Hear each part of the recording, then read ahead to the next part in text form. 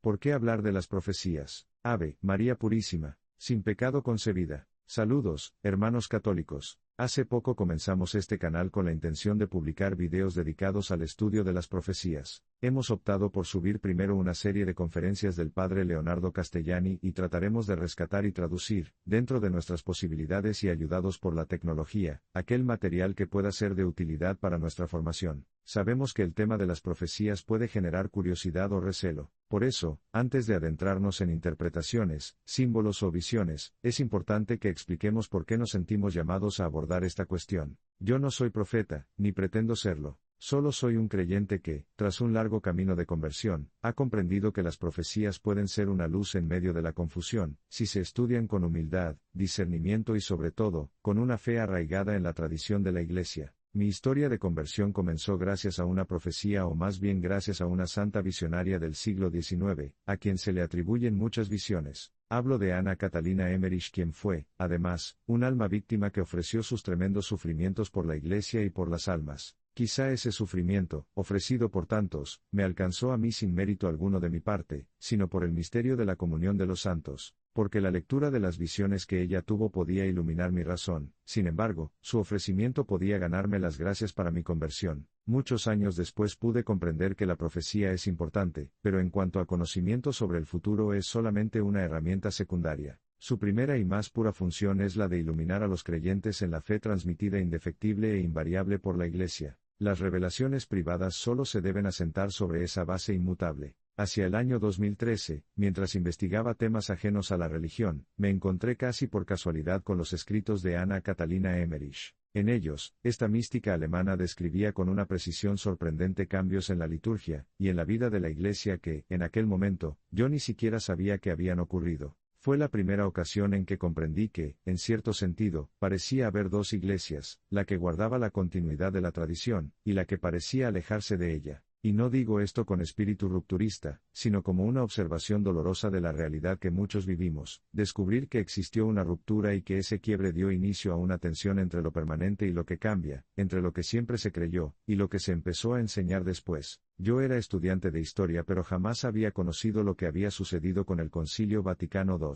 En mi práctica religiosa anterior, la misa que conocía era la postconciliar. Por otra parte, ese mismo año, Francisco fue elegido Papa. Como argentino, conocía bien su trayectoria, marcada por gestos y posturas que muchos considerábamos, al menos, heterodoxas. Fue un primer llamado de atención, pero simplemente natural. Algo estaba pasando en la Iglesia pero no podía entenderlo entonces, y yo seguí mi vida de pecado. Sin embargo, un año después, una frase suya rescató lo que había en mi memoria y las cosas empezaron a tener sentido. En julio de 2014, el Papa dio una entrevista a una revista argentina y, al hablar de las claves para ser feliz, aconsejaba, vivir y dejar vivir. Inmediatamente recordé la visión de Emmerich que había leído tiempo atrás, una reunión de eclesiásticos y laicos en un ambiente frívolo, y sobre ellos, una nube oscura llena de demonios que los incitaban a actuar de acuerdo a un lema, hay que vivir y dejar vivir. La coincidencia era desconcertante. Ese fue el detonante de un lento proceso de conversión que, con altibajos, me trajo de vuelta a la fe y a la práctica religiosa. Me di cuenta, gracias a una mujer del siglo XIX, cuántas cosas ya no se nos enseñaban.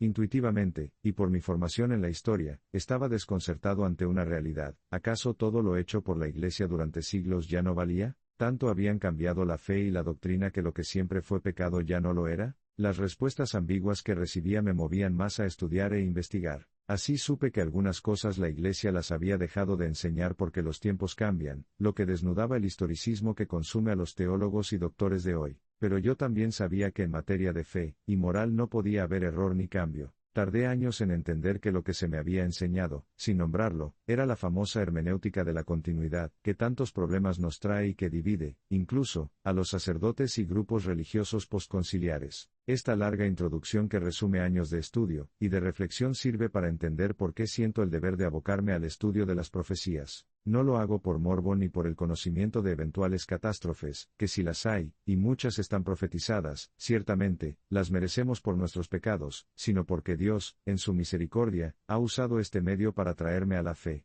Si Él quiso servirse de las visiones de una santa para iluminar mi camino, lo mínimo que puedo hacer es estudiar con seriedad este don que Él da a su Iglesia, para edificación de los creyentes. Y quizá, por su gracia y su providencia, alguno más pueda servirse de este testimonio y de estos estudios. Ahora bien, porque a mí una profecía me hubiese ayudado a abandonar el horrible estado de pecado en el que vivía, ¿significa que debemos creer en toda visión que circula? Absolutamente no. De hecho, la Sagrada Escritura y los santos nos advierten constantemente sobre este punto. Es cierto que San Pablo nos pide no apagar el espíritu ni despreciar las profecías, pero también nos manda a examinarlo todo y retener lo bueno. 1 Tesalonicenses 5, 19-21. Esto implica un misterioso y frágil equilibrio. No hay que despreciar las profecías, pero todas deben ser probadas. San Juan, por su parte, nos alerta que no creamos a todo espíritu, sino probad los espíritus si son de Dios, porque muchos falsos profetas han salido por el mundo. 1 Juan 4,1. Y nuestro Señor mismo nos previno: guardaos de los falsos profetas, que vienen a vosotros con vestidos de ovejas, pero por dentro son lobos rapaces. Mateo 7,15. ¿Por qué tantas advertencias? Porque el demonio también puede engañar, presentando medias verdades o predicciones que se cumplen para ganar credibilidad y luego desviarnos. Aquí es donde la figura de un gigante de la espiritualidad cobra vital importancia: San Juan de la Cruz, el maestro de la noche oscura, el poeta del amor divino, el místico cuya belleza y profundidad no tienen parangón. Él, que escaló las cumbres de la unión con Dios, nos advierte con una claridad que estremece: es peligrosísimo querer tratar con Dios solo por vías de visiones y locuciones, porque además de la dificultad de discernir las verdaderas, muchas son del demonio, quien, con su aguda inteligencia natural,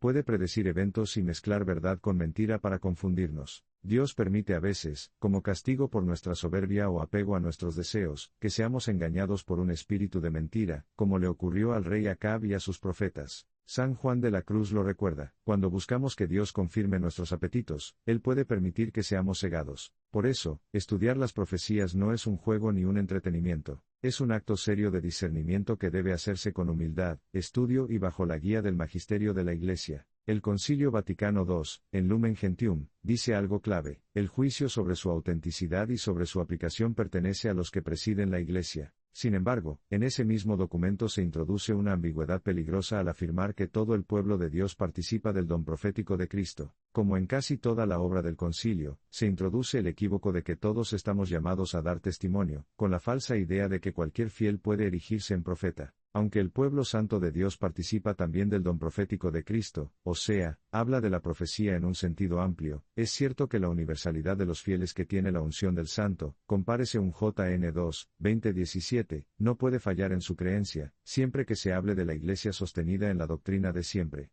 Sin embargo, aunque el Espíritu Santo puede repartir entre los fieles de cualquier condición incluso gracias especiales, aquí ya se habla de dones especiales. Esto no implica que cualquiera se pueda erigir en profeta, salvo que lo acompañen las condiciones y signos que siempre acompañaron al profeta y a las profecías, de las cuales hace silencio el Concilio. LG 12. Esta confusión ha abierto la puerta a que hoy muchos charlatanes se estimen y sean tenidos por videntes y profetas. Y es aquí donde debemos ser especialmente claros. Hoy circulan miles de mensajes de sedicentes profetas que, abiertamente, enseñan herejías. Como decía el padre Leonardo Castellani, a cuya serie de conferencias ya hemos dedicado un espacio, el pseudoprofeta no es solo el que miente con predicciones sobre el futuro, sino también, y principalmente, el que enseña mal la doctrina. Una sola herejía basta para, al menos prudencialmente, despreciar todo su mensaje. Si San Juan de la Cruz nos enseña a rechazar por prudencia toda visión, incluso si proviene de Dios, ¿cuánto más debemos rechazarlas cuando encontramos evidentes y claros errores doctrinales? Es importante alejarse de estos falsos maestros.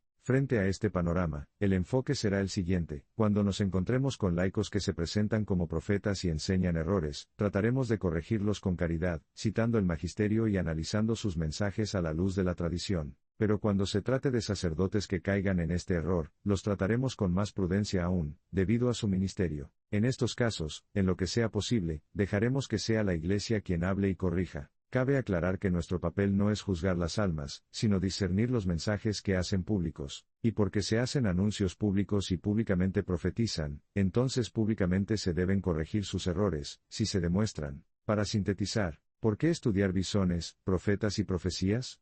Primero, porque pueden ser una llamada de atención, un recordatorio de la providencia de Dios sobre la historia. Nuestro Señor, hablando de los últimos tiempos, dijo: cuando estas cosas comiencen a suceder, erguíos y levantad vuestra cabeza, porque vuestra redención está cerca. Lucas 21,28. Las profecías auténticas nos orientan hacia Cristo, nos invitan a la conversión y a la vigilancia. Segundo, porque nos ayudan a distinguir la voz de Dios entre el ruido de tantos charlatanes. Hoy pululan profetas que, como dice San Juan de la Cruz, con 4 palabras piadosas ya se creen iluminados y, lo que es peor, se atreven a enseñar doctrinas heréticas, usurpando los dones de Dios. Ante la ausencia de pastores que corrijan con firmeza a los falsos doctores y a los falsos profetas, los laicos tenemos un cierto deber de estudiar y señalar los errores que resultan abiertamente contrarios a la doctrina de la Santa Madre Iglesia, aunque muy limitados que estemos y a riesgo de cometer algunos errores, por los que de antemano pedimos perdón.